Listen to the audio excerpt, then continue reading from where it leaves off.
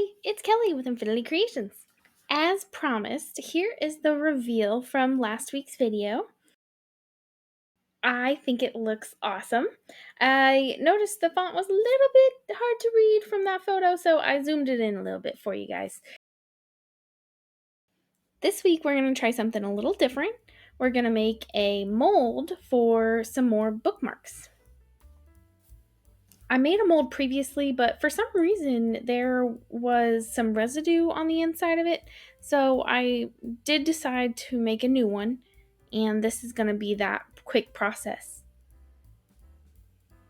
I get the mold making material from Hobby Lobby and Michaels.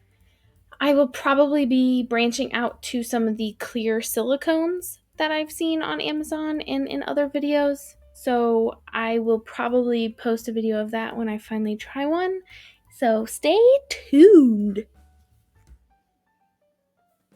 So similar to epoxy resin, you're going to mix equal parts of the A and B solutions.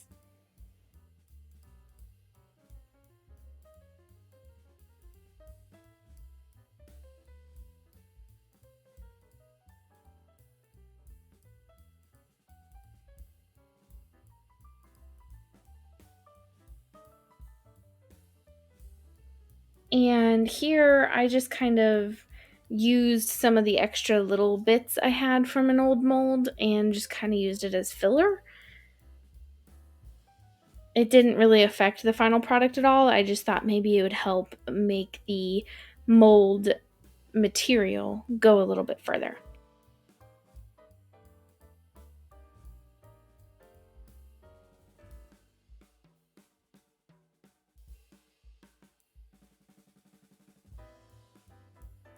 And so I poured really slowly from a kind of medium height because I didn't want to add too many bubbles in.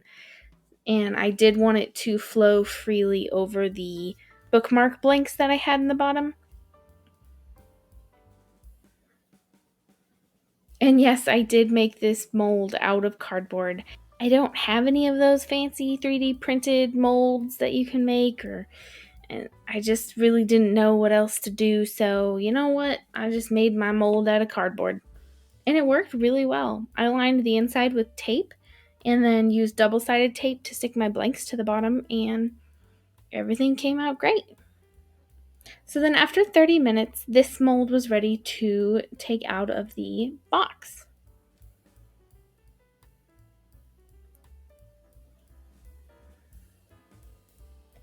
I was trying really hard not to cut the actual mold because I didn't want to cause any kind of defects or issues in the bookmarks. So I get a little nervous when I'm taking the actual mold out of the box because I don't want to rip or tear anything and then have to remake a whole nother one. So this is sped up, but I was going pretty slow.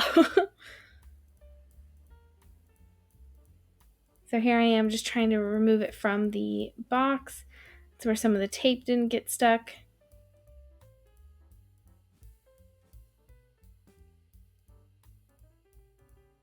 And so here I just go in with my X-Acto knife. I made sure to change my blade because I'm notorious about using an old blade.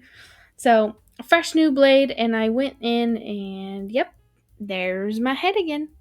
Just be aware, if I'm really focusing on something, I'm probably going to stick my head in the way. I am doing my best to try to figure out how to stop that, but where I have to put my camera right now, it's a work in progress. So bear with me.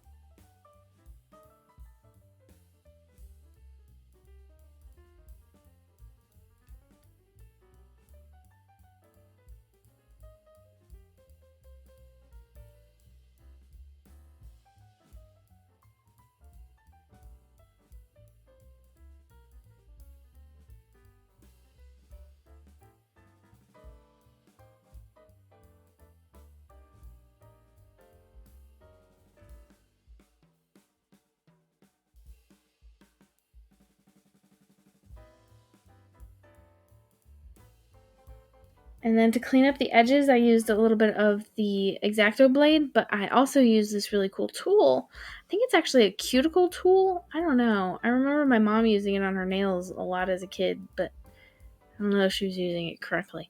So I just go through and I kind of slice off the extra tabs at the top.